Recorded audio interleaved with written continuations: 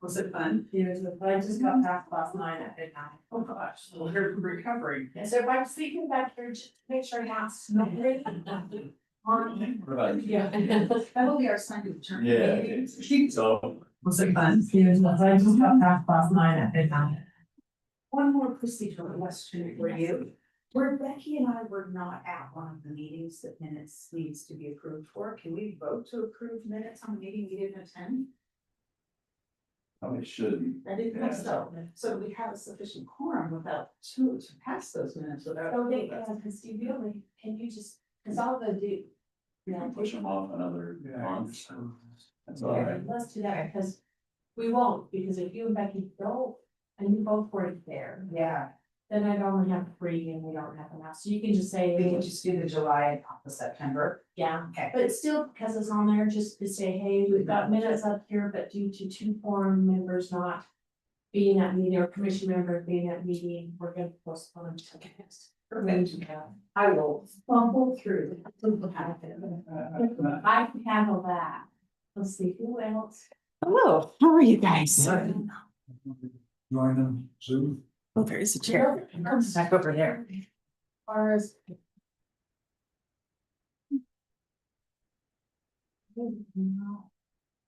How are you? Good, how are you? Good. Alright, so before we start, Eric is our chair, this is John Johansson. John. Or even Jansen. Johansson. I said Johansson. That sounded like it. Go on. Okay, but there's an H, a weird H way of sitting on it. It's all right. Anyway. I've been called worse. How's that? But it's John, right? Yes, John worse with an H in there. So he's. And Jake is on the way from the way that he had a meeting and. John is part of the city design team Oh, nice. that Yeah. did our downtown magic plan, they were the contracted. So he's already presented before. So that's what we're doing on our work session, we can still go ahead and start. Whenever you want, raise your control on this scene, he came in and talked to me, said we can start whenever you want to stop. Okay. And go from there, we can start, so, I just let it go ahead and. Sure, it's not here. He should be, I talked to him today. You have to start the meeting, recording the meeting, and then we cut.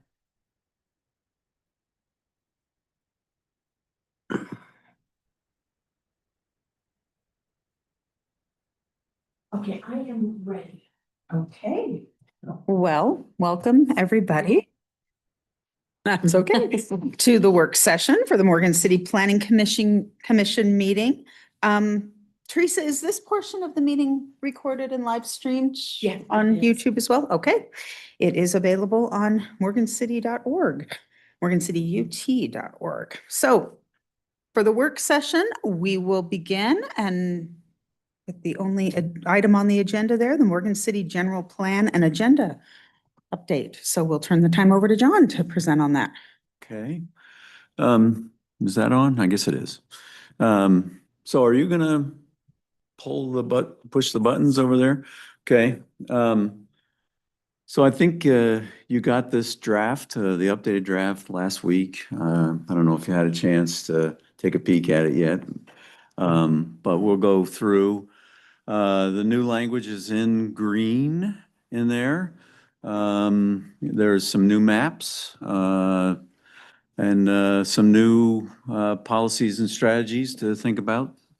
And as Teresa said, we were contracted to update the downtown area, the trails. A lot of that was done through the Wasatch Front Regional Council.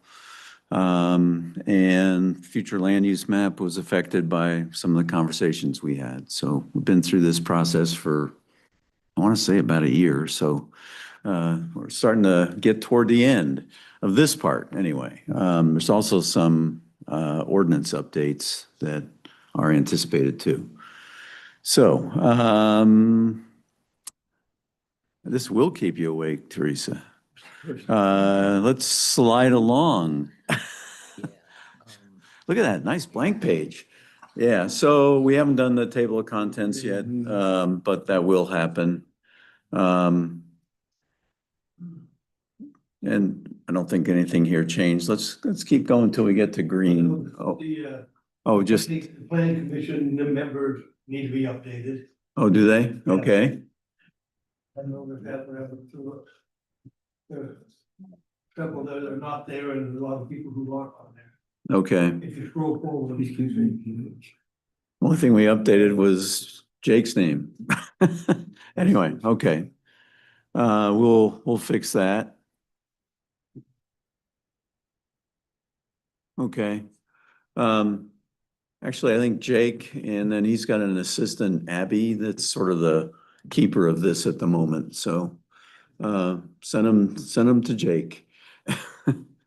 Okay. And there's a little green in there and I can't even read that from here. Is that downtown funding, Wasatch Front Regional Council? Okay, great. You knew that. So this is a grant. They have a program called the Transportation and Land Use Connection, TLC. I bet you that took a while to come up with. Anyway, that really has been amazing over the years. All kinds of towns and cities have used it left and right. So it's a great program. So downtown and parks, we can keep going. Again, in white's just the same that what you had. All of these were the same except for economic development. Green doesn't come across all that well on black, does it? Yeah, I think we had red for a little while and I said, I can't read that at all on my home screen, but pursue economic development to serve local residents and enhance the growing tourism market through implementation of the downtown vision plan. Pretty straightforward, so nothing too much there.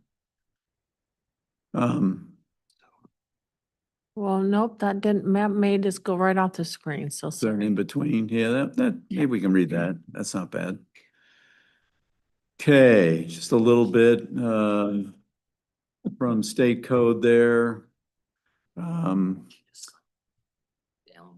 actually wondering if you really want to go through all the green, or how would you like to handle that? You want to just push over to the land use map and see what that looks like? And then there may be someone with another opinion on that. I don't know if we're gonna go through all the green going through. But we're pushing toward the land use map, Okay. okay?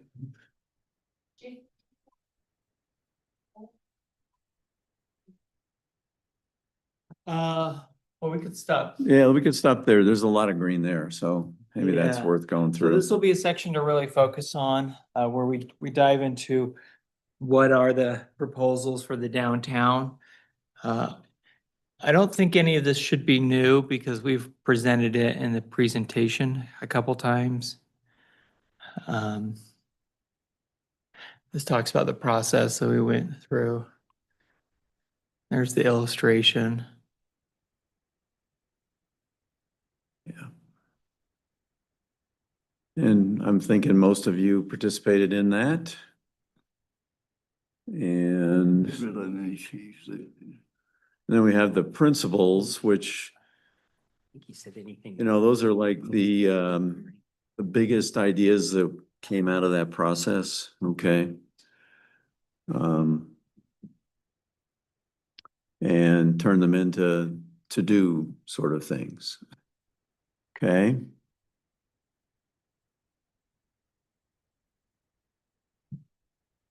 And here comes land use. So let's just pause right there. So what were you saying about anything in green is? Is new. Is new. Yeah, I mean, there may be a few things like numbering that was in green too, but if If you see text in green, that's new. A strikeout, we looked at doing a strikeout, show changes, and it would have been really messy and confusing, so we just said, let's put everything new in a different color. Yeah. Okay, I'm gonna go up here and play with Weatherman for a minute. Point. Yes. Who's online? Okay, hi, Mark. Okay. Dave. Yeah, how we doing? Okay. So, so the LDR area is low density residential. Those are all the same. The downtown mixed use is a little bit different, not tremendously. We did take that out to the river. So that includes the bowling alley properties and everything out to the river. That also includes the mixed residential overlay that's under construction. That would be compatible. And then I want to I want to point out one thing that is significantly different is we've added a new future land use, and we've called it a residential mixed. Essentially townhomes or more compact. And that's this blue area here, and then we have some over here too. And part of this is I think the medium density residential was a little bit too broad before. And so we needed an additional one to add. And what's proposed in the text is that medium density residential is only single family, but it does go down to smaller lots. Larger lots on the LDR, and then medium to small on the MDR. That could include cottages, smaller lots, maybe the 8,000 square feet comes back, maybe not. And then the attached townhomes in the blue areas, which kind of mostly matches the zoning of the RM15 and the RM7 that we have now. And then we also have general commercial, which is State Street, and then also Young Street out to the bridge. There are some businesses along this frontage, a few, not very many. And then also I want to point out, we took out the density numbers. They were confusing before, totally admit that. And in the table, we're listing building types, like single family, townhome, mixed use, those kind of things. And then we're also listing not exact zoning, but category zoning, residential, agriculture, and really ag is low density residential. I think you have some definitions coming up too, right? do. That includes sort of lot size discussions. Not exacts, but approximates. Yeah. Is the river-oriented commercial new also? No, that was in from before. Okay, I noticed that it misses. And it's a recreation. It's commercial and recreation. Yeah. I thought we were trying to emphasize the intersection of the river and State Street. And it looks like it comes short of that or That's right something. there. Okay, is So that still that would the include the purple? river oriented and also the downtown mixed use. Okay, And it is general commercial on the other side. okay. Ray. Say about Young Street from State to the bridge. Okay, so general commercial just on the lots that front the street from the intersection of State and Young Street all the way out to the bridge. You said there's already some commercial on that street? Yes. I don't understand what's there. Just a couple offices, businesses, a contractor's office. There's one contractor's office, Wardell Brothers. That's it. Okay, one. There's nothing else on that street. Wait, hold on. Like the school properties that face the street, there's no property between the street and the schools. Oh, on this side?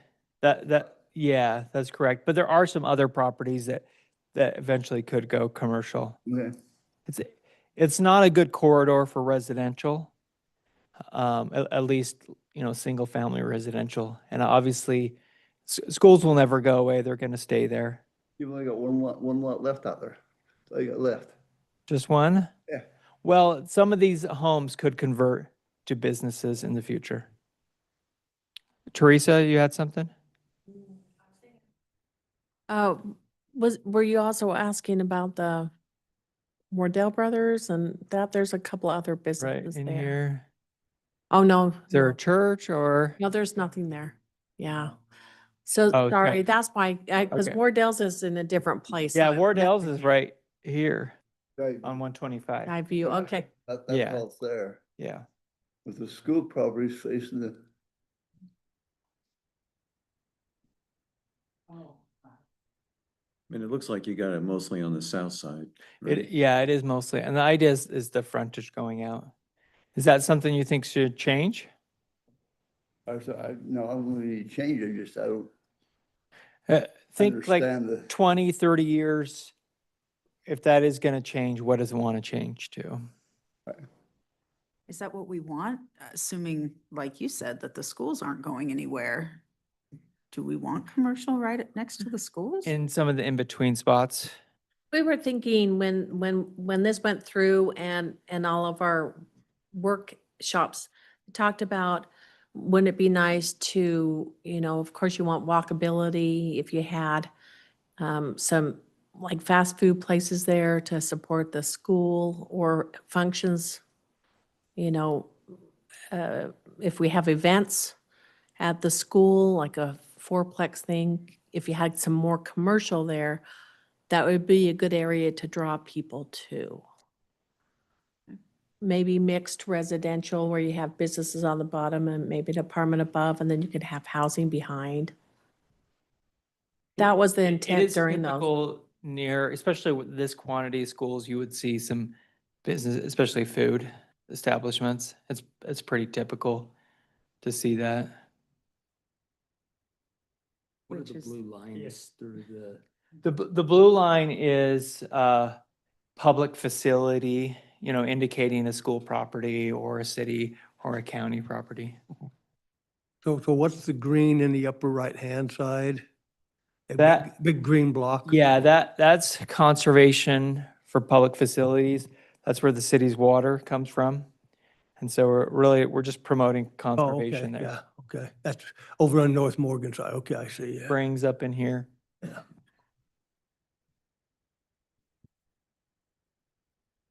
Really, Jake, the only piece of property left there is Jenkins. Oh, by the school? Yeah, right here. And that is a possibility for a rec center, obviously landowner willing. But it's a great location for that. How wide is that corridor? How wide is the corridor? I don't know. If you could put a restaurant there, you need more than just that corridor. You need the big chunk of that piece. If you're talking a restaurant, Oh, for parking and so forth. yeah, and that could go deeper. That's a change that could be made. And I think that's a good point. Maybe in the map, we make that wider. Well, I think and that's a good you should not really think of these as unbelievably precise, not like a zoning map, right? This is more general. So yeah, those could extend deeper. Just saying commercial could work in that area. Did you say restaurant or rec center? I said both. What? So it is typical to have restaurants near high schools, but also, the woman that owns this property, it's a nice big ag piece. There has been some soft discussion about a potential rec center there. Rec centers are very expensive. They're difficult to fund. Nobody wants to completely pay for it. The school district isn't necessarily interested in doing it. But the public would like to see a rec center. And there has been some discussion. That's all. Through this process, we definitely learned that Morgan residents would love to have a rec center. That is for sure. And get Michael Phelps to pair up with the school and build a swimming pool. If you can, that's great. Let's do it. But and we've said, Let's be clear, when Morgan residents say a rec center, what they mean is a pool. yes, that's what, because you have the Trojan Center across the street and the Wilkinson. So you have the outdoor stuff, you have the indoor field. I haven't been in the Trojan Center, but it looks like a nice facility. And so, yeah, pool is the number one indoor pool, but that would be the ideal place for it if it happened. I should talk to the school, they don't want. Would they not want it there? Okay, I thought they didn't want to pay for it. I didn't know they didn't want it there. I think, yeah, it would. It's so logical to go there. I realize it would bring additional traffic. Kids walking across the street after to go swimming, the swim team, competitions. There, there could be all kinds of, there could be a little indoor rock climbing or a walking path, basketball, pickleball, whatever you name it, indoor. The location is great. And, Young Street is certainly a collector or arterial. So any questions on this? This is kind of one of the, a big part of this update. And we wanted you to, let's go on, Teresa, to the next one. This goes, the next page goes with it. Oh, here's kind of the zoom in of the downtown. This is the same as we've presented before. Mixed use in the downtown. And then also State Street. One thing that's really exciting is that UDOT has started a corridor study for State Street. In fact, Thursday this week, they're doing a walking audit where they take a group of folks and they walk the street and they look at it. That starts at, is that 8 o'clock on Thursday? So if you'd like to come, you're welcome to come. We'll walk the corridor. They've hired, is it Avenue Consultants? I think it is doing that. And really they're looking at the interchange and all the way out, actually State Street all the way out till it leaves the city boundary. So safety, vehicular traffic, the bridges, the interchange, all of that. So that's a great thing. State Center on 700. Okay. That's That side. Oh, that's a long walk right there. So, okay. Any questions on this? No? We can continue. Oh, and by the way, the city has received funding on, oh, it's not on here, for the train caboose park on that. So you'll get to see some designs this winter Do we on have that. kind of a timeline roughly on that? I design the winter and construction next year. Awesome. So I'd love to know what you're thinking on that. We're thinking some outdoor dining, hangout space, maybe some historic plaques kind of telling us about the caboose or the train or Morgan. Yeah, viewing. So I you can believe get Jake- up close. Yeah, I believe, Jake, you did show them the presentation that you did a couple of years ago? Yeah, and we have some illustrations in here as well. Oh, okay. They're actually in the plan. So we yep, fish pond. About a third, I think. Yeah, just under a third for the fish pond. Okay, we can go on. So, yep, John was right. So low density residential compatible zone includes single family, large lot, medium sized lot. Sometimes you're like, what's a medium? What's a large? I put 12,000 as a medium. Is that medium in Morgan? Yes.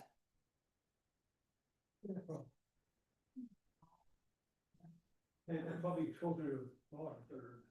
Huh? Let's go to a third. A third is medium.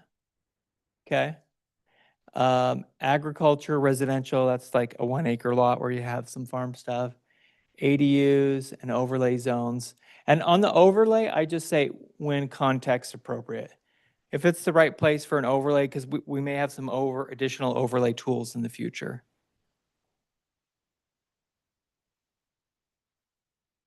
Okay, on medium density residential, compatible zones include single family large lot, medium sized lot, small lot. So the small would probably go 8 to 12 then is what you're saying. And this would maybe go like 12 to 14. ADUs, and again, overlays when context appropriate. Okay, this is the new one we added. Residential mixed areas, compatible zones include, obviously you could do single family if you want, townhomes, ADUs. And one additional one I think we should add is what we call mansion homes. John, you have a good explanation of that? Sure, and I was thinking about one other thing before I forget. Yeah, I think we ought to say implementing overlay zones, because it implies there's an overlay zone that would do something totally different when it says that, but. Implementing, okay. Yeah, sorry. The mansion homes are kind of an interesting thing. Looks like a single family home, but it may be broken up inside into 4 or 5 units, maybe more. One door on the street and parking in the back. And, you can do design requirements for those because the state law that changed a couple of years ago now was for single family homes and duplexes and twin homes. So a mansion home could even go down to a duplex sort of a thing, but call it a mansion home. 2 units to, let's say, 5 or whatever in there, and you could have something that restricts what the design looks like from the street. So They're nice because they could fit in a neighborhood. Looks like a single family but has some units in it. Think about like avenues in Salt Lake, how you may like see this nice big house and you're like, oh, that's a really big house, got a nice big door. And then behind it is parking for 3 or 4 and inside is 3 units, 4 units, but it's single family in scale.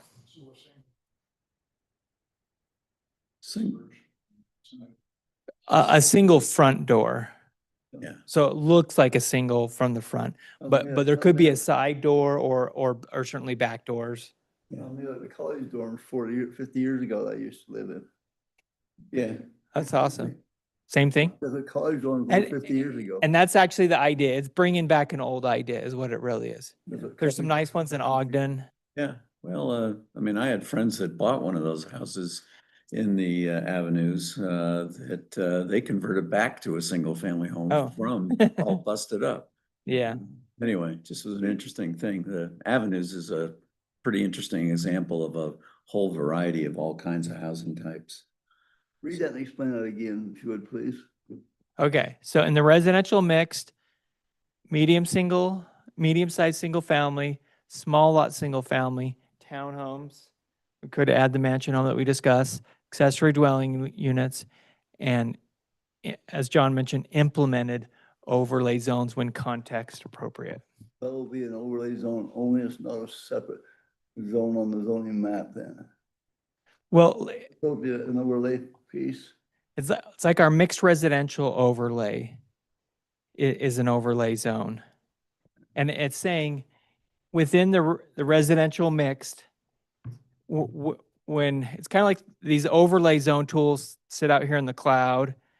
And then if it looks like it's the right area for it and the owner applies for it, then it'd be up to the planning commission and city council to say, yes, it is, and do it. Just like with the mixed residential overlay, that's being built on that 4 acres with the 32 units.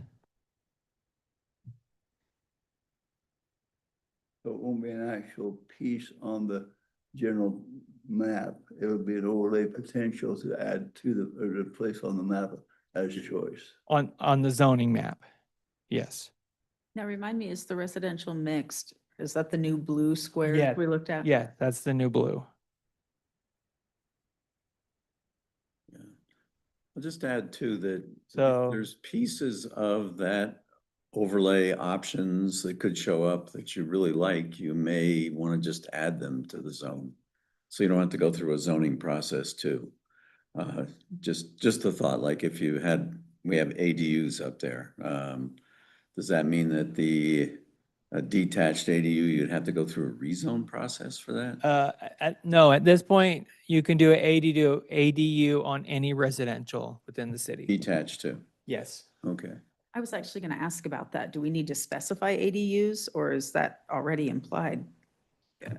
It is already implied, but I think it's nice to call it out that it's there. People just don't know that's available in the city. I mean, Teresa, how many applications have we received? Detached, we have like 3 or 4, Okay, but then internal ADUs, nobody's really said. yeah. It's interesting because usually the internal are cheaper than the detached, but They're probably there, but people aren't coming forward. That might be the case. yeah. Maybe you have some neighbors with a basement rental. Where I live, there's tons of those. Yeah. Where's that? Mill Creek. Yeah, Mill Creek's another town that has a huge variety of housing types. I mean, all kinds. So it's kind of interesting. I mean, right around the corner from me, there's what looks like old chicken coops that have been converted into a row of single units. And I don't know, then flag lots, we don't have that on our list anywhere, do we? Flag lots are allowed. Already? We have lots of flag lots and we have lots of what I call private streets with homes on them. You know, you might have 5 to 10 on a little private skinny street, basically. Is it 3 we can on a private lane? Oh, up to 5, up to 5. Yeah. Okay. You want to move back to where we were Just- and keep going? just 'cause Mill Creek- Okay, master plan community, very little changes on there from before. We can keep going. Downtown also similar. We did add this part about the river-oriented commercial, particularly on State Street and the river. We can continue, just kind of illustrating. General commercial. I think, let's go back. One thing we may want to add on is where and how residential is allowed. Earlier this year, we allowed mixed use in the central commercial if it's over retail or behind. If you remember that. So there are some things there. We can continue. Yep, no changes on highway commercial or the other one. Yeah, we can continue. No changes here.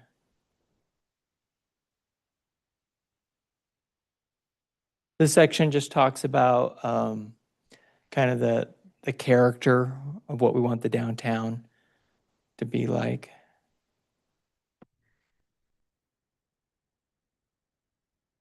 This is from before, but I think it matches pretty close to what we're looking at in terms of Commercial Street, State Street, and then Young Street, you know, being more civic with the schools. We can continue.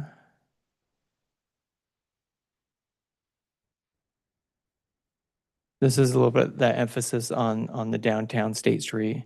And as we see, it's kind of State Street up until the river as one character, and then when you pass the river, it's a little bit more auto-oriented, maybe a little bit more mixed use on the north side between State and the highway.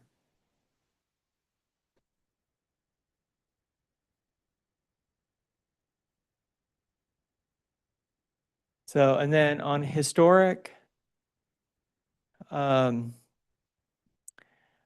I think, I want to make sure we're on the same page. I think with the historic part, how I see the city is that it's not like we're frozen in time of a certain year or decade when we go to Commercial Street, but also, but more, we want it to have a historic feel. Materials look, traditional Main Street kind of look, but not like a movie stage or a museum. Is that, I'm seeing some heads nods. Is that the same as well? The minute you say this can't change, it's historic, then development stops and the Vallis building stays as is forever. So we don't know. We had quite a bit of discussion on that last time. Yeah, about that's You don't what I want to took lock away. it into a specific era or whatever. Yeah. Okay. I'm also proposing, this is just throwing this out there. I think we should rename it Front Street. So, Mayor, think about that. What do you think? Okay. Commercial Street just feels a little generic. And I think, I mean, people call it Front Street. That's the nickname. You have the Front Street Festival, Okay, isn't there a Front Street like in Seattle or something? Colorado. Colorado, There's one okay. there. But I think it's a little bit more historic and actually gives it a little bit more of a name as it could be promoted in the future. So, something to think about. I would love, just by way of public relations. Yes. To talk to the Historical Society Yeah. and the Preservation Society specifically, because I think their vision might be a little different. And I just think, yes, as a gesture of goodwill, at some point, it might be nice to talk to them and let them know what our vision is. Not that their needs are being ignored, but that, we're trying to combine the city's economic and growth plans with our historic past. Yeah. I don't know. I'm just I'll, thinking. I'll Teresa and I will talk with Ty and see if we can't schedule a meeting, a sit down with them and talk about it. I think there probably is some differing points, Yes. particularly there's some older buildings right on where commercial hits state, there's like a little shop there, I don't know, welding or whatever. Some of those machine shop, those properties, along with Nathan's parents' home there's 5 right there. That's a really good redevelopment opportunity at some point for somebody, and it would be good for Morgan. We've had conversations with them because they came to our workshops. They do view those properties as very historic, but there's historically significant and of historical value, and there's old. Mhm. So it's not always the same. Meeting tomorrow. Maybe. Okay. I can't tomorrow. Gonna say, but we'll set something up, particularly on the Caboose Park. I'd love to get their input and also find out are there any specific features that we should start to include? Some cities will have like an emblem or a certain light fixture or a bench or maybe they want to promote a certain brick type or even a manhole cover. There's some cities that have just beautiful manhole covers, over their sewer and water and all that. That's the city emblem. So are there certain things that could really give it historic flavor without saying no more construction? I think that's a great idea to help involve them and use them as a resource and help them feel heard while still moving forward with things that would be good for the community. There's just one organization that works meeting tomorrow. Historic. So is there a different? Society. There's the Historical Society they are technically part of the Morgan County Library, so they're a government agency. And then there's the Preservation Society, which is a 501c3 that works in concert with the Historic Society, but they just, and their focus is primarily preservation of historic buildings in the community. Great. Okay. Ray. I said this before, but the situation as I see it with historical piece is the word, like the word perception. Whatever the person that's sitting in the chair perceives, then that's historic. And I think we've got that current committee, historic to them is what they perceive it could be or should be. And that's the problem with historic is it's a perception thing rather than a reality thing. And I don't know how you get around perception of somebody that's got their heart invested in their perception. I mean, that's the hard part of it. Is it the perception piece, not whether it's 1895 or 1873. I've been through this route many times. Yes, you have. And Back group. they may not, I mean, you can't give them everybody what they want, Right. but we could maybe It's help good to them work- feel It's heard. great to work with them, but that's what you're Yeah. looking at. That example, they wouldn't let any colors in, but I can show you a building over here that was built in 1910 that has some bright colors on it originally. It had ice cream cone, the guy painted on the side of it. The historic committee would not let any of those colors because to them it was historic, but yet it did exist in 1910 on a building. The Brown's ice cream. Yeah. Wow, that's cool. So it's just a heartfelt perception is what you're working with. Yeah, okay. Thank you. Well, and historic is a moving target too, because they consider anything more than 50 years old historic. And Yeah. I don't consider things built in 1975. Be historic. I like the way you work, I like the way So- you said it. Yeah. Historically significant, or how did you say it? You said it was historically meaningful or significant and historically old. I don't know how you Yeah. worded that, but it was worded well. It's like, yeah, there's old and then there's significant. And you see a building and you're like, no, that's significant. That should be preserved. That should be maintained. Then you see another building and it's like, yeah, there's nothing special about that. So. And I agree with that, but just out of respect for Oh, I the agree. people who are very passionate about it, I think it would be smartest for us to have them as allies. Yeah, and they've done a lot of work for the city. I recognize that and the city matters to them. So, okay. Let's go on to the next chapter. We can just keep going through. Do pay attention to the goals and strategies or the goals and policies when you get to that. Okay, transportation, keep going. Let's just go to the transportation map. Very little changes except for the map here. So we've added the alley. So anything future that's on here. And by future, we mean when the area is developed, we would like a road here.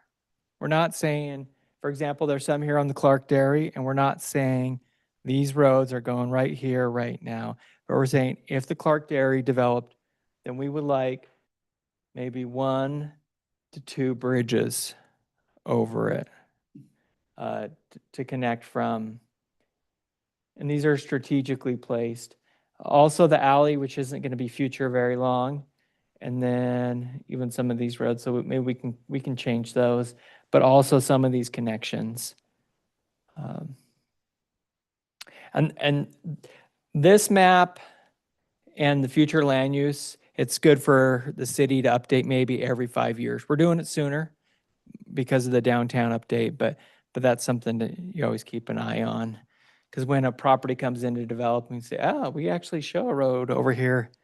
Sorry, developer, you have to go through and connect that. You know, that's the city's vision. It doesn't mean that only future roads are on here, but certainly some significant ones that have been identified. We can go on. I want to see if we can get to the parks and trails part.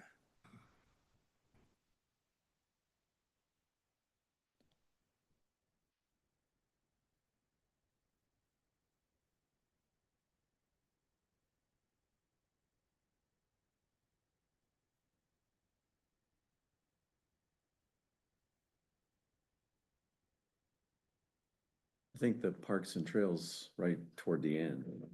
Yes. Yeah. Yeah. Yeah. Ooh. You guys are, oh, yeah. Keep going even. It's looking like it. Oh, I think we're here. If you want to back up a little bit, we'll go to the start of this chapter. Okay, keep going.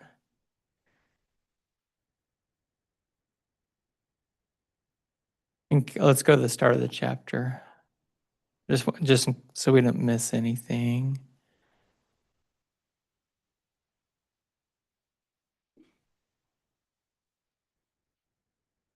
Okay, that's good. We can go to the next page. This just talks a little bit about the updates. The big thing is we heard from the public that Morgan City residents want trails and a lot of them, and connecting. Trails aren't necessarily cheap and don't come automatic, but cities that have good trail systems have worked on that for a couple decades. And we have a really good start with the trail, with the Mickelson Mile and out to the Young Street Bridge. So we're well on our way, but people want more trails and also some more parks. We can continue.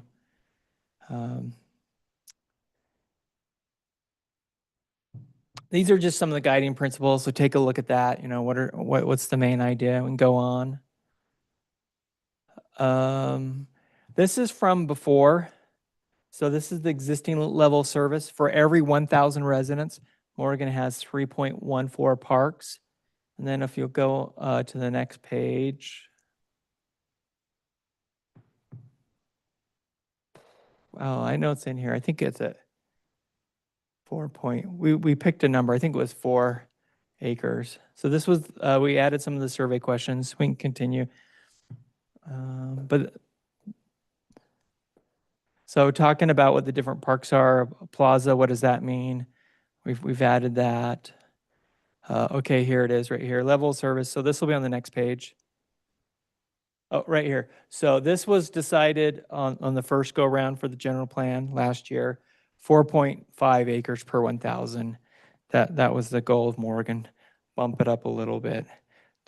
We heard that residents wanted more fields for recreation and also some more passive, just kind of hangout parks. Those were the two. And then of course, rec facilities falls into that.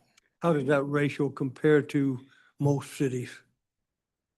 Nationwide, some cities are actually at 10 per acre. A lot of cities are at 10. Utah typically actually has less parks. My theory is that because we have a lot of public lands, and so that kind of fills that gap. But 4 is a good average. Some cities are in the 2 to 3. 2 is really low. 3 you can get by, but 4 or 5. Yeah, I think in that 5-ish range is pretty standard around here, just as Jake said, because we got the mountains and everything else around us. Yeah, when I worked for Salt Lake County, we looked at all the cities on the West Bench, and kind of an average goal for that area was 5. Where Salt Lake County has a park system, you know, a lot of those big parks. So they're combining city parks and county parks. Where we don't have a lot of public land in Morgan County, should we make that number higher? That is something you could certainly do. The nice thing about this 4.5 right now, you're well on your way because we're bringing parks on. The plaza we're counting as a park, the Caboose Park, that will be one, and the fishing pond park will be pretty significant. This is in the city, not the county. This is Correct. This is the city, and this is just city Yeah. property. So you do have Wilkinson Complex, which actually would bump it up quite a bit. And then you do have, on the North Morgan, there's a church with some park land there that are used kind of informally by the Young dealership, that one. The Stake Yeah, Center. this yeah. slide is like a. There's one over. Oh, Yeah. very dangerous. It's Yeah. historic. It's dangerous. There's one over by the Field Street Church too. Oh, is there one over there? Yeah. too? That, Yeah. yeah, that was Yeah. mentioned, So- yeah. So a lot of times you look at those and you think, definitely the school you can count on. There's a long-standing relationship. But sometimes with private, like with a HOA or a church, you don't know what they want to do in the future. So you can't always bank on that being part of your system. Yeah, a lot of times the private and even the public schools are counted at 50% Oh. that of their entire acreage, just because you don't always have access. Yeah. right? Okay, well, think about this. If this is something you want to change, now's the time to change it, if you feel like that's important deal. We did come up with 4.5 would help. There was a little bit of math behind that, and also that it was achievable. So when we approve a sizable subdivision, 100 lots or more, is it within our reason to demand that there's a park within that subdivision? With a typical subdivision, you can't per kind of state. However, with the master plan community, we can require something, and also in our mixed residential overlay, we require pocket park there. So there is that. There's also the negotiating part of if it's going to be a large subdivision With the developer? with the developer. So a one-on-one negotiation. Well, the common substitute for that is an impact fee, right? Yes. Which And- would be based more on your existing than it would be your goal, unfortunately, but. And we do have a park impact fee, right, Teresa? Do you remember what that is? 3,000? So, no, like 1,000? Okay. So, yeah, and the idea on the impact fee is to continue the same level of service. So let's just say Morgan has 4,500 people, and then we're adding 500 people. And so to continue that same level of service of parks, then we add some to it. Okay. All right, we can continue. So I have a question. Yes. 4.5. Yes. If you increase that number, does that help with a little bit of big development? Think about it more as that's the city's goal. Like that's where we want to be. It helps if we're willing to be aggressive on getting there, getting the land, negotiating with the development or something like that. So yes, in that way it could help, but it doesn't make it a mandate.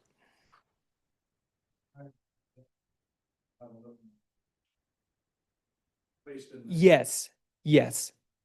You certainly have the goal, but it wouldn't change your park impact. You can join us. We're just going over the general plan update.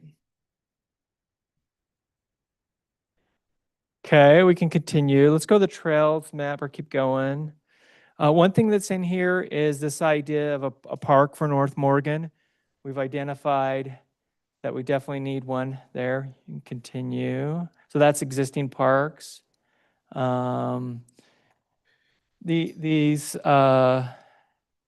potential future, that's the existing park. And then this idea of where some of these parks are in the future. We can continue. That's where this map is, identifying existing parks, but then also, so we have a circle in North Morgan. We're saying we would like a park there. And then also, if the dairy is developed, a park there, and then also over here. And there's some school properties here, and particularly the school doesn't want this little peninsula thing on East Canyon Creek, so we've identified that. We can continue, Teresa. So included are some conceptual plans for, this is the Fish Pond Park concept. Continue. Some concepts, some sketches for the Caboose Park, the Plaza, which is under construction. Also Riverside Park, adding pickleball is kind of the big thing there. So, and maybe even enhanced skate park, but keeping the ball field. All right, so this is a conceptual park design with no home. We basically said if North Morgan could have a park, what should it be? And so we have a playing field, a multi-purpose playing field, some pickleball, and then parking, and all of that. And approximately 3 acres is what we would need. So this kind of says, Mayor, go find us 3 acres. This is what we know we want there conceptually. All right, we can go on. Let's go to the trail map. Jake, just to remind you, we do have 5 minutes. Okay. Will you keep going? I just want to show the trail map and then I have one question for you. Okay, so this is the trail map. Spend a little bit of time on that. The yellow are soft trails like a dirt trail, mountain biking, hiking. And then the purple are paved trails like the new Young Street sidewalk. And then also the green are bike lanes. So look at that. Are we missing anything? And think about this as 20 years from now, what is built. But we're already seeing progress. You remember the subdivision that was approved right here? We got included a 20-foot easement for a trail right along there. So now we have the property right to build there, a trail. Anyway, this really helps when. Where did the lines for the dirt trails come from? Have we actually looked at the property and thought this would be an appropriate place to put a trail, or like where did that outline Yeah. come from? Yes, Wasatch Front Regional Council spent a lot of time on it. Our process in terms of asking the public where they think trails should go, connecting things, getting to a trailhead, to a park, having a system. But I will say it's not an exact science, if that answers your question, but certainly is a good starting point. In particular, the basin up here, it's really gentle up there. And then also maybe some along the creek. So East Canyon Creek would be a good one and over there. Okay, so well, our time is remaining. The question is, what does the Planning Commission want to do next? Do you want to have a discussion on it next month? The next official step is a public hearing and then a discussion and then a vote if you think it's ready to recommend to the city council. That's the official. But if there's some things you want to work through or items you want to look at, then by all means. So I glanced through this, but didn't really study it, so I'd like a chance to really take Okay. a more time-intensive look at it, and then maybe have a discussion next time. I agree with that. So maybe next month is an open, not a walkthrough, but you come with, hey, what about this or that? Yeah, I think so. Another work session Okay. next month. Yeah, I think we're 95% there. Yeah. I mean, we put a lot of time on this. Yeah, put a lot of time on the original plan. And then also we've done updates as we've gone through this process. So I think for the most part, most of this is not new, but obviously you want to take your time. Does that sound good? Yep, that sounds great. Okay, Okay. thank you. Do you want to have that as a joint with the city council? Or sometimes that's nice because you could always recommend a plan and then they say, we want to change it or whatever, because they have the final say. Or you could say, we want to work through this first and then send it on. There's both. Is now a good temperature check? Or do you feel like we do want to look at it ourselves? How familiar are they with? Yeah, the that's what I was plan? gonna say. How familiar are they with the plan? Yeah. We have done the downtown presentation earlier this year to the city council. And then also the 2 members that come quite often, I think have seen this. And they are on our email, so they do have a PDF copy of it as well. Can I Jay- ask, is Dave Alexander still on? Yeah, I would maybe chime in. My concern would be if we get too big a group, it could be a little bit burdensome in the discussion. Too many ideas going too many different directions. Just personal, Steve, maybe you'd have a different take on it, but I'd say let the planning commission work through it and come up with a recommendation. I like the individuals we have on the planning commission a whole bunch. You know, They work through things and are very and, thorough. and that's a great point, Steve. You guys have been given a lot to work with in the last 9 months to a year, and it's been fun to watch. You've done a good job, so I'd have some confidence in what you're doing. Okay, well, thank you. With that, then it sounds like we will just make it a planning commission work session item again. And we will adjourn the work session. Okay, thank you.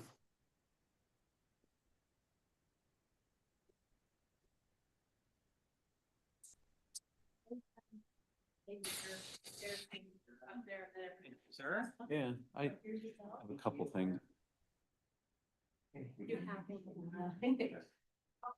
So, if you're coming, just sign. Now.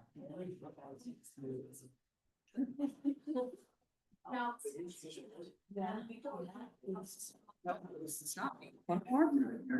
I'm in the center. Okay. Yeah.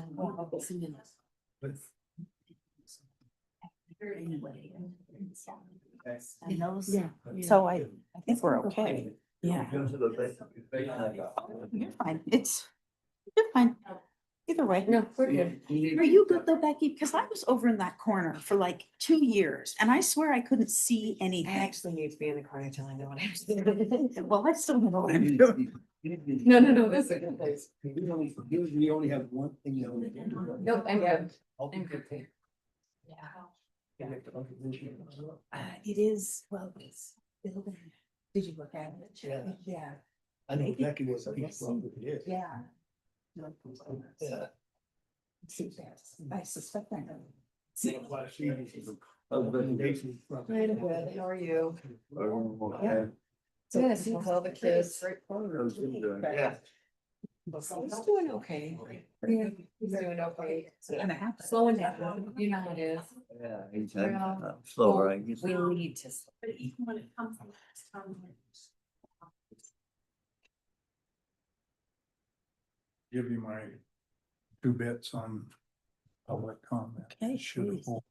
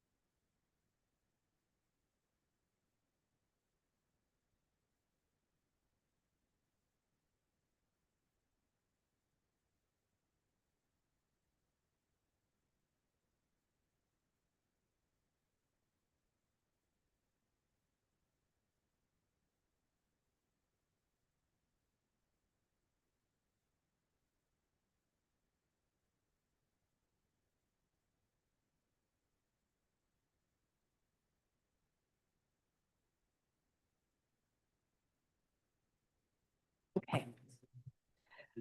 All right, we will call to order this meeting of the Morgan City Planning Commission. Welcome to everyone. Welcome commissioners, welcome those who are joining us online, and welcome to the public and those who are present here in the meeting. Just as a reminder for everyone, this is recorded and is live streamed on YouTube, and a recording is available on morgancityut.org. So the first item on tonight's general session agenda is approval of minutes. We need to approve the minutes from July 15th, 2025. And also on the agenda, we have the approval of minutes from the September 16th, 2025 meeting. But since two of the members of the commission here were not present there, and without them, we don't have enough for a quorum, we will table the approval of the September minutes until our next one. So that will just leave us with the July 15th minutes. If everyone's had a chance to review those, we can address any questions or changes or entertain a motion. I make a motion that we approve them as they exist right now. Aaron, I'd point out one correction perhaps. Okay, Teresa, on page 2 of the July minutes, under general session, 7 PM, that you start out by minutes planning commission meeting of June 17th. That should probably be July 15th.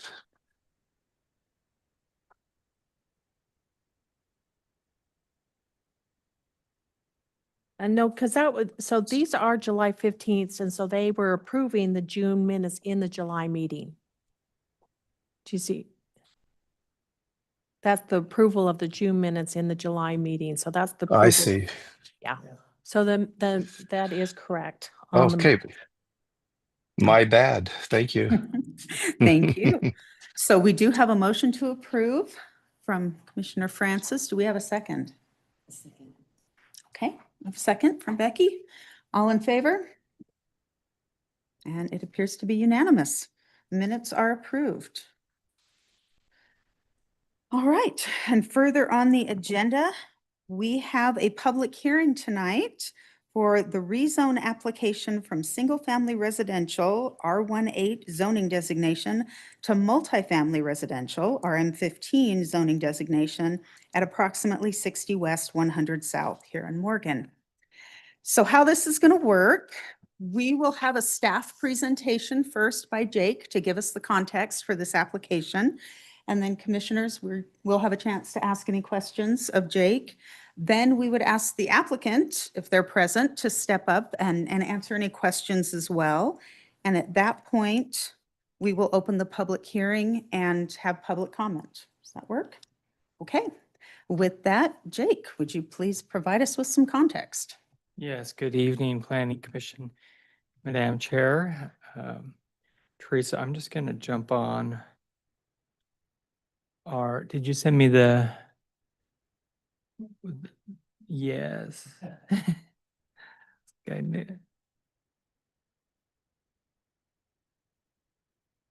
If you'll give me just a minute. We'll send it today. So let's.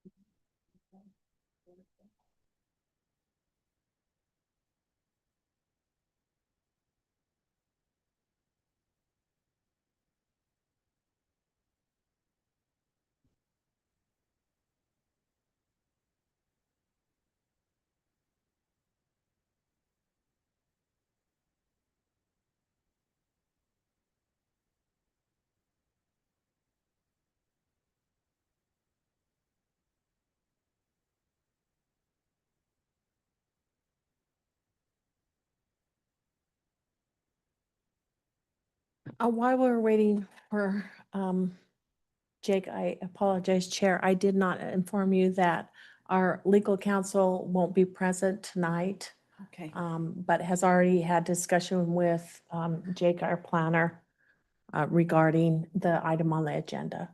Thank you. Excellent. Yes, yeah, Gary and I went through this. Okay, thank you. So as mentioned, the property under discussion is 60 West, 100 South, just basically a block here south. The current zone is R18, which functions as R110. The requested zone is RM15. Property size is 0.045.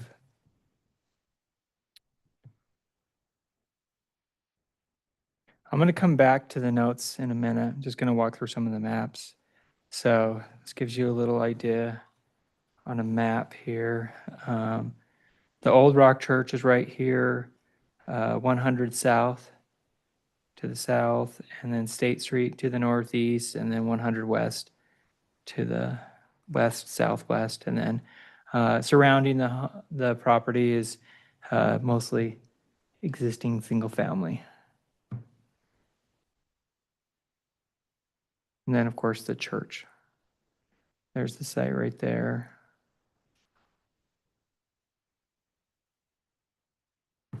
Looking at zoning again, surrounded by R18 zone.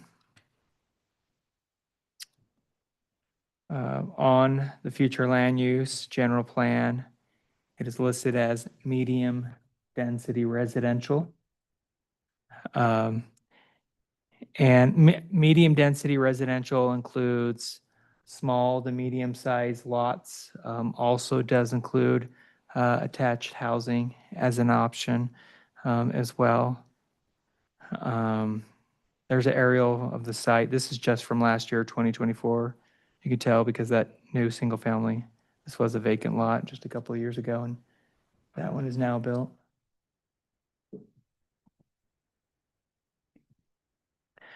I want to call out a few things. There is no known sensitive lands overlay issues that we can tell so far. The general plan is compatible that and attached homes are allowed in the MDR. However, there are no adjacent RM15s or townhomes within the nearby vicinity. And specifically, the general plan doesn't call for a change there. Now I'm going to go up to top to my notes.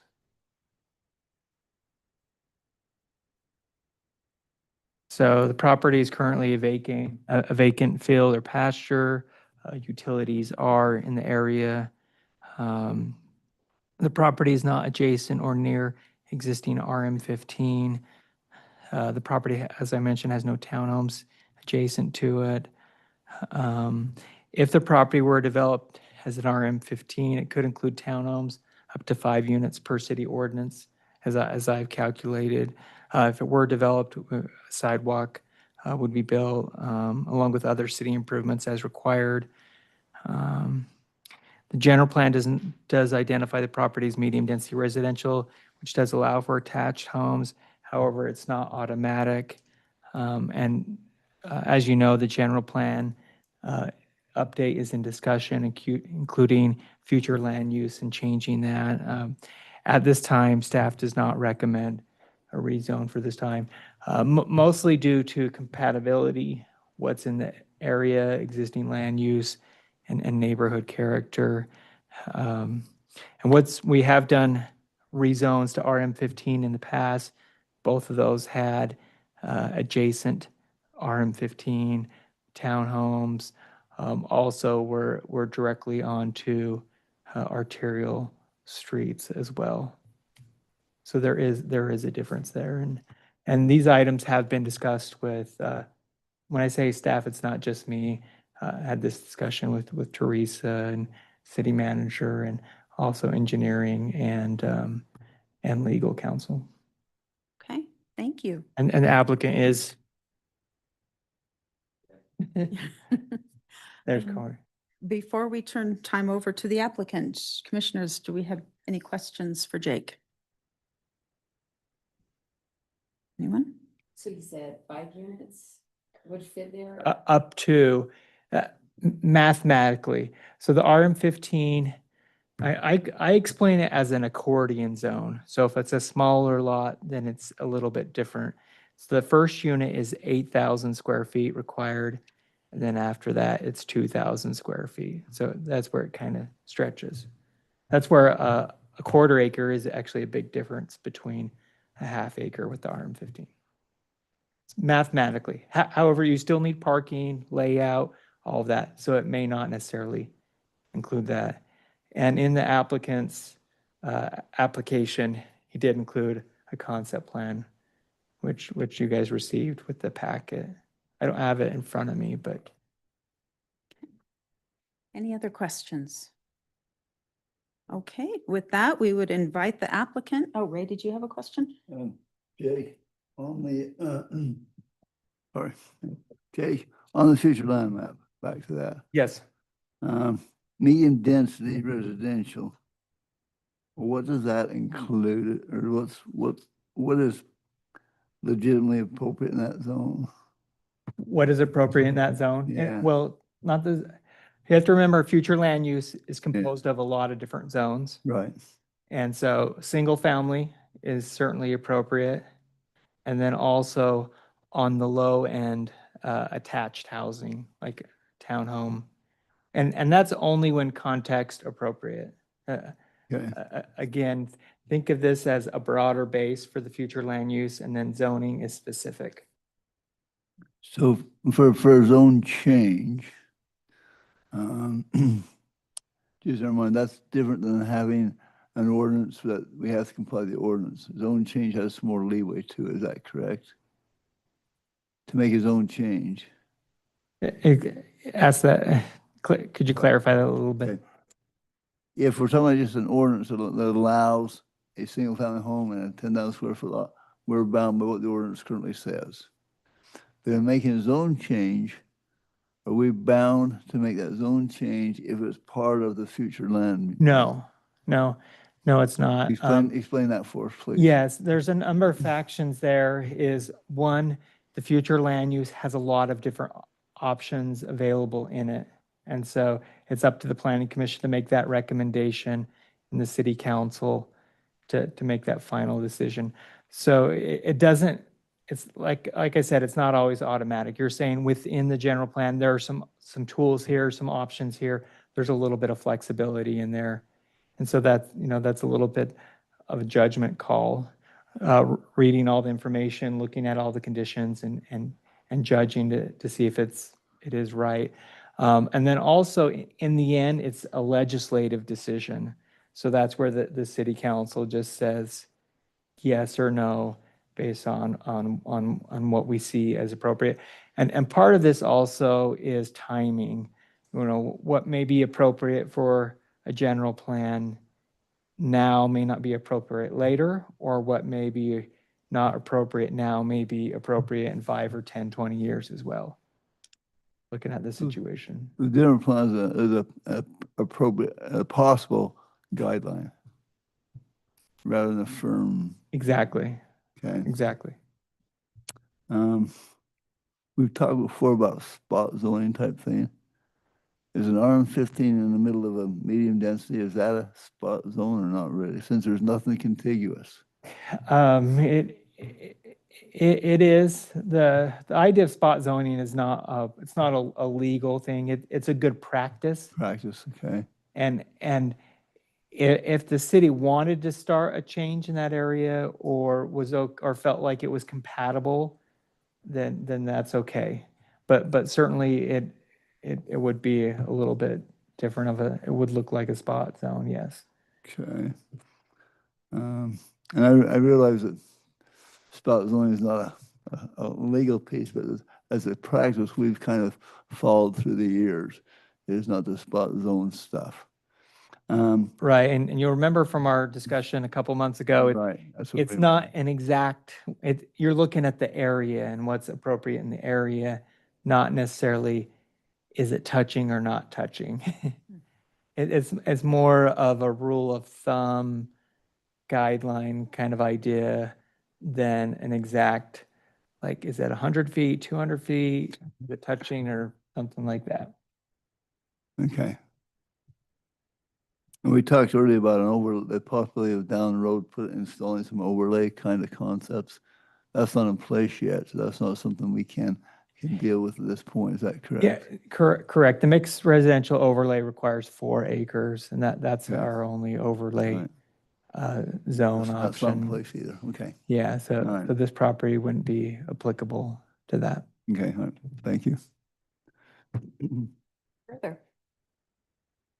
Okay, and with that, we will invite the applicant to step to the podium, introduce yourself, and let us know anything we need to know. Appreciate you letting me come in today. I like how we already talked a little bit about spot zoning. I was in that same meeting a couple months ago. And Gary Crane, from the notes that I took, explained it as a spot zone is a zone that occurs with property that's outside and now inside the city limits. That hasn't had a zone to it. So I hear you misunderstand that this would not be a spot zone as defined by legal terms. I wish Gary was here today because he really helped us through that discussion a little bit more. So I'm glad we got that brought up, and I'm glad that this general plan map is up on the screen as well. So medium density, Jake, can you tell me, I can't see it from here, can you tell me what that is defined as how many units? Yeah.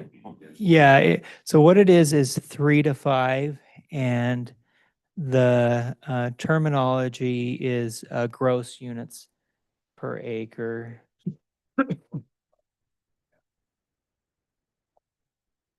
That gross acreage is a total acres. So I did a little look at 2 acres next to our property there. If you take that 2-acre block, it consists of 15 total acres as a gross acreage. The number of housing units within that 15 acres is 27. So it roughly comes up to be 1.8 housing units per acre. So the medium density again is 3 to 5 units per acre. So if we do, what our proposal is to have 4 housing units on that property, that would increase the housing units for that 2-block zone, 15 acres to 31 housing units, which would then make the math be 2.06 housing units per acre, still under the threshold that's been approved in the general plan is 3 to 5 housing units per acre. That's kind of how I get the math term. Does that make sense? Okay. So as I looked at that and I looked at the general plan that was it adopted in March 2024? Is that what we're currently using, right? Yeah. As I look at that general plan, our project, which would include 4 housing units on that piece of property, fits within what the general plan is. We're not asking for anything different than what the general plan allows. We look at that property and project as something that would help in that area. All the other property in that 2-block zone is built out from my view, right? So as we look through that, it's like, well, it's following the general plan, which has been approved. I know we talked about timing. Timing is an interesting thing, right? Who decides when the timing is right? Well, the planning commission does. So the planning commission does, as well as input from public and the city council as well. I would just like to know is if the general plan is approved, was the timing to approve the general plan the point of time of when it is allowed to be able to act on the general plan? And that's why we submitted the application for a rezone, because the general plan was approved. And now we're using that as a tool to help guide us. We're not asking for anything different than what's approved on the general plan as far as this project's concerned. And I don't know on these meetings, is there an opportunity for me to comment afterwards after everybody else has a discussion? Is that appropriate? It's up to you. You certainly Yeah, if can. as part of our discussion. It is we- appropriate. We need your input, then we would Okay. ask. I would love to be able to do that. Okay. As you guys work through some questions and things, I'd love to be able to answer and participate in the discussion. Because like just want to reiterate is we're asking for what's already been approved and adopted as the city general plan back in March of 2024. We don't want anything different than that. The idea is to use this property, utilize it, and build 4 housing units on it. It's still lower than what the 3 to 5 housing units have on that medium density. We're not going anything above that. And that's what we would like to do. So at that point, you guys have any questions for me, I'd love to answer them. Yes, any questions for the applicant? Okay, thank you, Mr. Adams. Yep. At this point, we will open the public hearing. So we will do that by a motion and a second and a vote.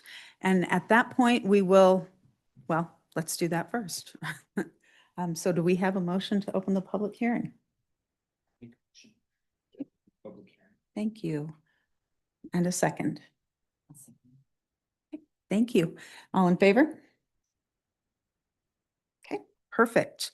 The public hearing is now open. So if anyone from the public would like to make a comment, you're welcome to step to the podium. Please state your name. We would ask that you limit your comments to 3 minutes. And just be aware that it is public comment, so it's not a dialogue. We won't be answering questions. but we will definitely listen to your questions and we may discuss them and answer them afterwards. So the time is yours.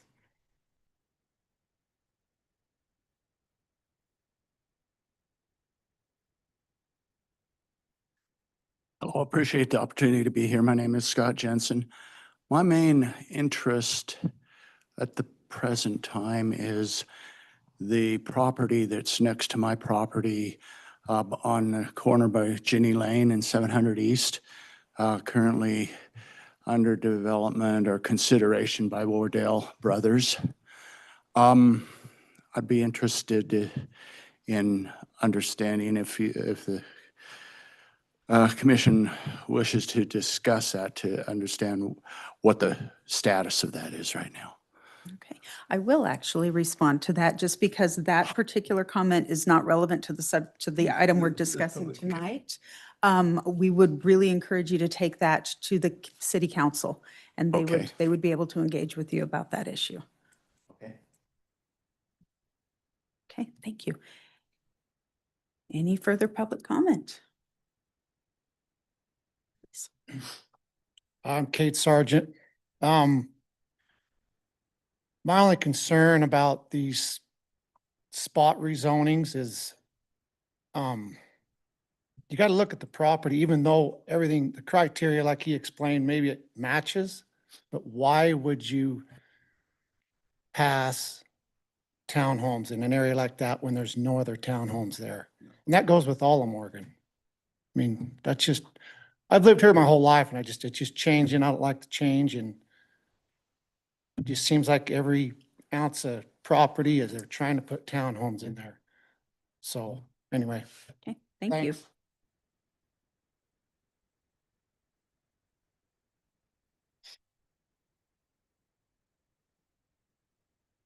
Hi, my name is Brett Boss. What has been discussed sounds reasonable until you start thinking about the future. Because if you do the math, like we've been told, yes, it might fit in now, but that means no one else can subdivide. No one else can put houses up, on their properties. No one else, and does that include the chapel in that 2 acres? I'd be interested in knowing what was included in that 2 acres. Because, when I look at just around there, there are some fields around there, there's a park around there, there are other things. So, yes, it might fit in right now, but then, 6 months from now, if someone wants to build on another lot that's around in that area, would it then fit? And then, to Mr. Sargent's idea here too, it just, it doesn't seem to aesthetically fit within that neighborhood. So if you could put technically 5 on there, they'll probably be a lot taller than everything else there. They'll probably stick out like a sore thumb in that neighborhood. Now, if it was like a duplex, maybe, but I don't know how you can manage something like that or how would you say that? Ensure that that's what happens. But it just does seem like 4 or 5 seems quite a bit. And that's my input. Thank you.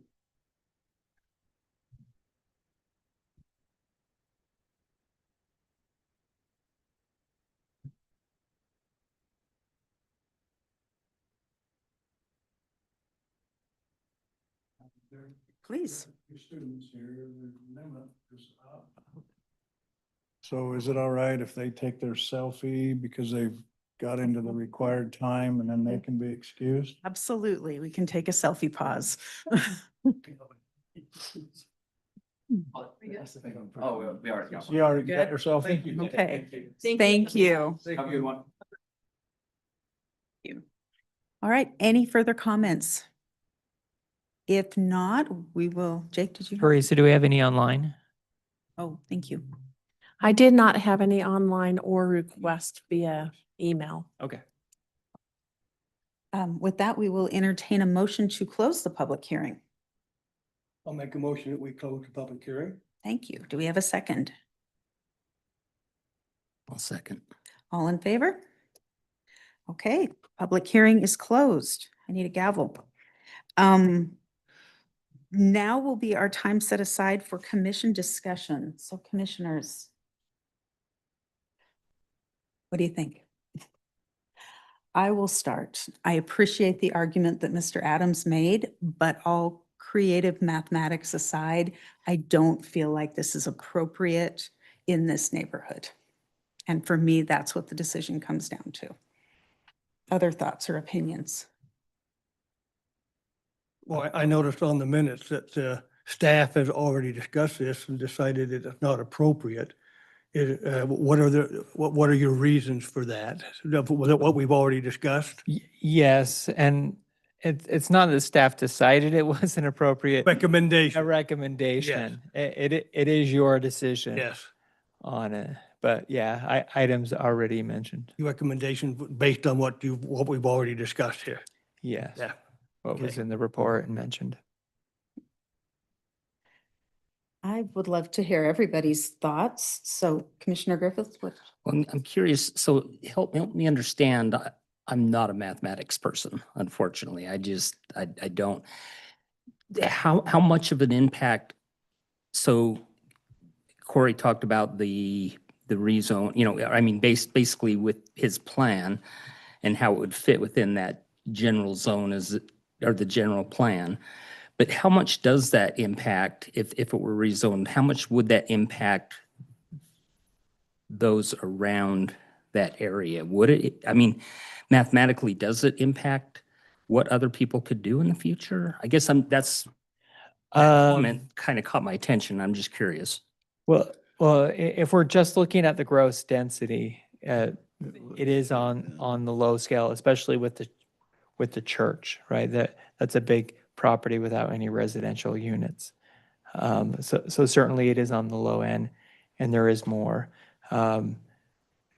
Regarding our general plan update, we're moving away from the gross density unit per acre. It's a little bit hard every application.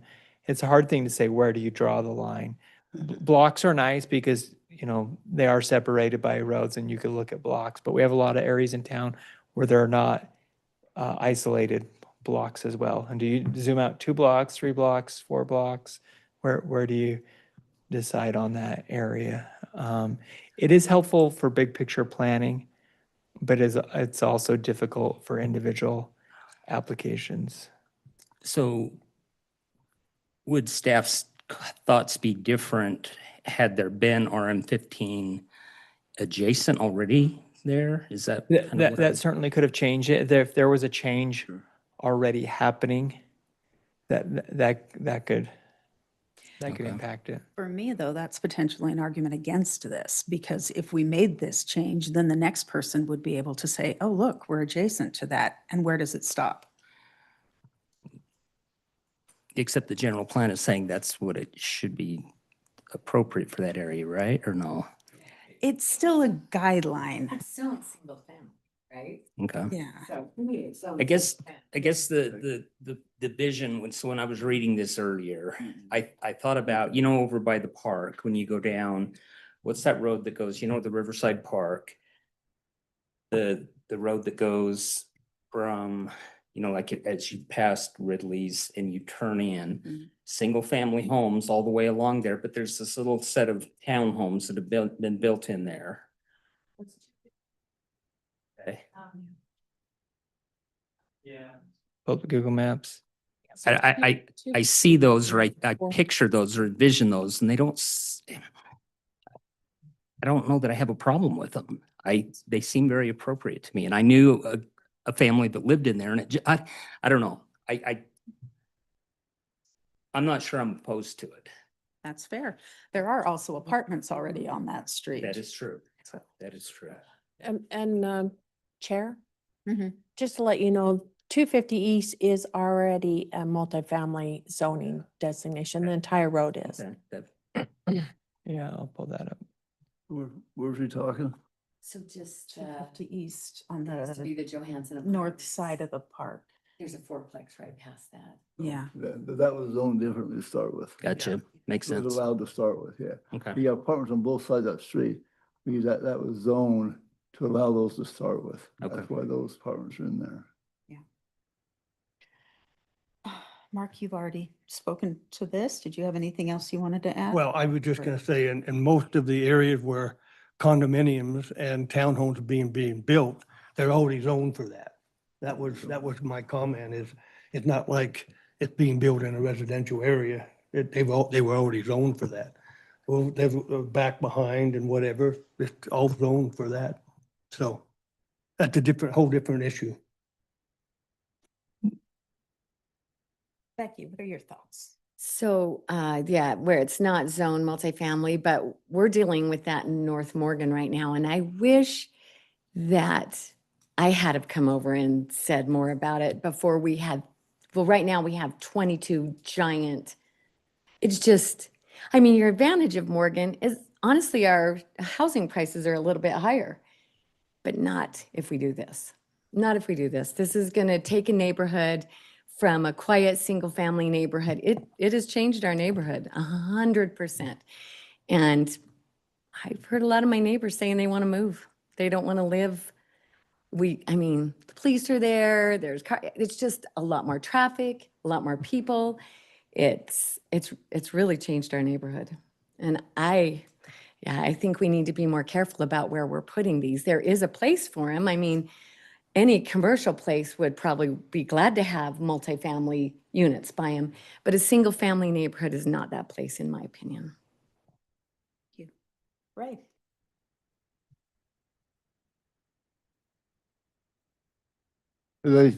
As I look at the general plan, through the years, I've had some interesting problems with the general plan. General plan kind of shows some stuff that in somebody's viewpoint, whoever created it, that maybe they're 50 years from now, maybe able to go there. It's not that the general plan states it, that you have to do it, the general plan states. It's a guideline if and when maybe, rather than like the ordinance. And again, maybe I don't speak very plainly, and hopefully I can understand what I'm saying. In the ordinance, in my opinion, I've always run by, you have to do what the ordinance says, even if you don't like it. But the master plan is not an ordinance. The master plan is a planner's idea of what the future may be appropriate in that area. It's not a guarantee that it has to be. And yes, we've adopted a new master plan. The new master plan's got some ideas in it. And those ideas may or may not happen in the future. Just because the master plan is adopted doesn't mean that that is going to be in that area. We talked earlier about one of our work session as far as an area was proposed zoned as commercial. I don't foresee anything ever going in that commercial area except maybe one lot in the whole strip. I'm okay if you leave it in the master plan, but it may not ever happen. So that's the difference we're looking at a master plan piece. And even though it says it could go there, it's not a requirement like an ordinance. So I think you use your discretion. If it's ordinance, in my opinion, we have no discretion if an ordinance states an ordinance. The master plans where you have some discretion to say, yes, I think it fits here, or no, I don't think it fits here. That being said, what are your thoughts on this one? I want to see where the motion goes.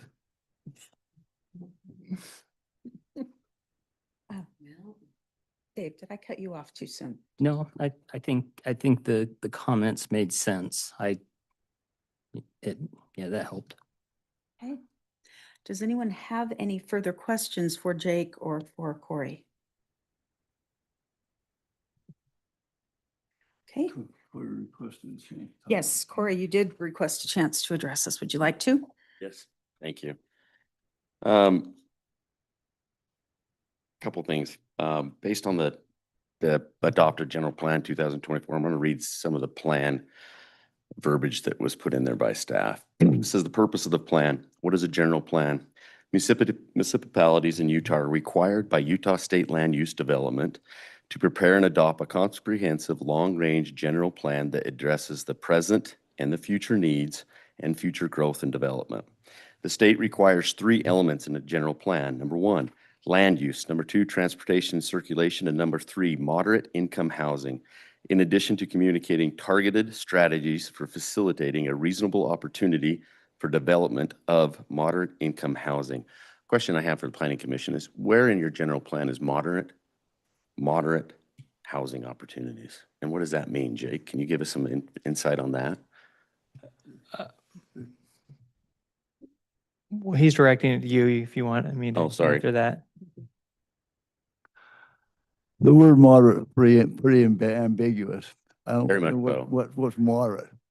And people lend themselves, maybe apartments are moderate. And within our plan, we have established areas for that. We have allowed RM15s, so we are meeting that part of the requirement by allowing the RM15 we've already allowed. And where is that currently at? Is there- It's in the housing chapter. There's a whole housing. No, where's it on your zoning map? Like, where are those RM15. properties that are vacant, I guess, is what I'd like to see. Our current zoning map has several RM15 areas. Correct, but Yeah, let's so see if there's yeah, we have this vacancies one there. here. Speaking of that one, so that one's interesting. I think that a couple of years ago, that was changed from commercial to mixed residential, which I don't think has ever happened in the city before. That Right. was this piece right here was Yeah. changed. Which I find quite interesting because we want to bring businesses into our community, but now we're actually approving more. If I could encourage you to stay on topic. Okay.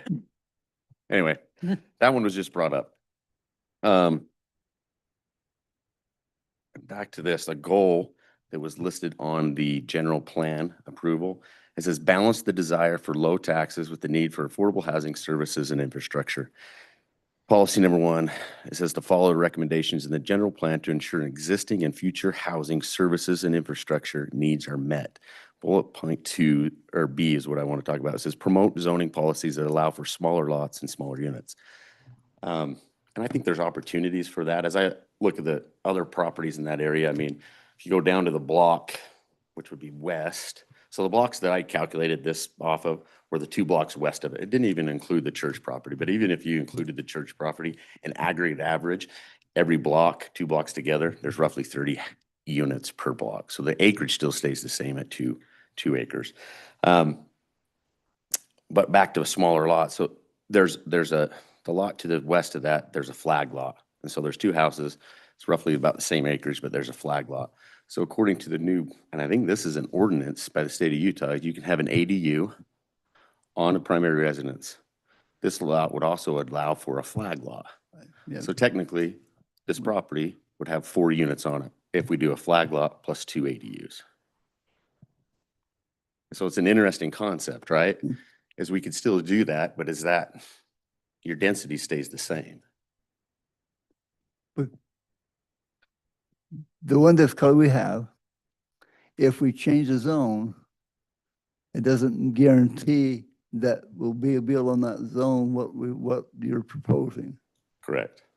Somebody could come in and put in whatever fit in R15, they could put in how many units they want of higher apartments.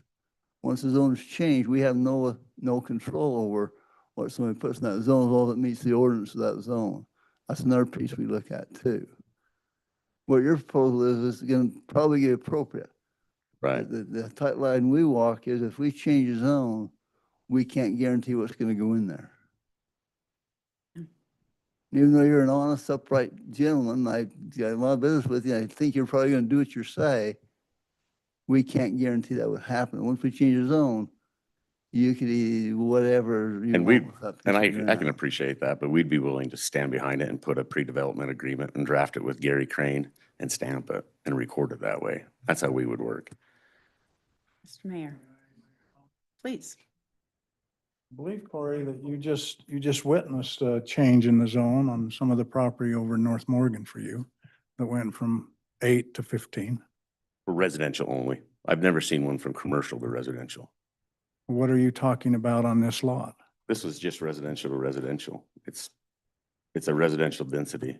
But you just had that change happen when you were asking earlier, where did RM15, where have we had that change? And you You was a recipient of that just recently. I guess what's your question, Steve? Well, I'm just saying I felt like you was somewhat questioning where this has happened when you knew it happened just recently. My question is where is there vacancies for that? Not where has it happened, but where is their vacancy property? But we can I stay believe back, you asked. we can stay back on track with Yes. Madam Planner as well. And the fact is, we can only make recommendations based on the application that is in front of us tonight. Absolutely. So with that in mind, does anyone have any further questions? Because this is a legislative issue, it will go to the city council. So what we are looking for from the planning commission tonight is a recommendation to forward it to the city council with either a favorable recommendation or a motion to send it with either a favorable recommendation or a non-favorable recommendation. Is that the correct terminology? Correct. You could also table it if you want, only if you feel it's necessary. Okay. So those are your three options. So if there are no further questions, any further discussion, we will entertain a motion.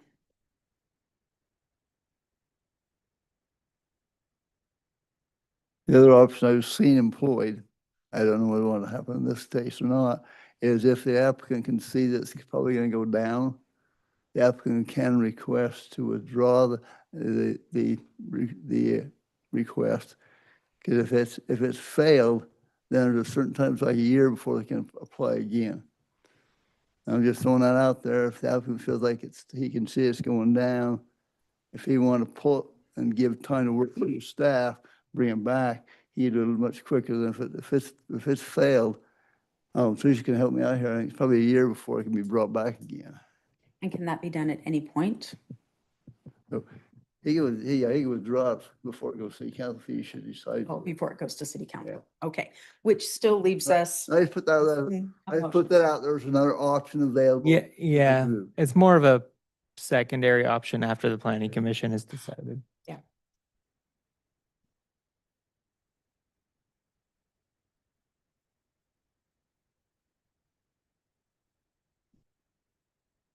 Well, if no one's willing to make a motion, then someone should make a motion to table. I don't know how to word it, but I move that we do not change the zoning from single family to multifamily. Okay, so that would be that we send it to the city council with a non-favorable recommendation. That's the wording. Yeah, is that good enough? I move that we send it to the city council with a non-favorable motion. Okay, thank you. Do we have a second on that? I'll second it. Thank you. All right, all in favor? Looks like motion carries. Okay, thank you, everyone. I believe that was the only item on our agenda. We just sent that to the city council. That the applicant knows that would go to city council. So yes, and the applicant is aware that will go to the city council from here for them to discuss and review. Anything further before we adjourn? All right, meeting closed. Thank you, everyone.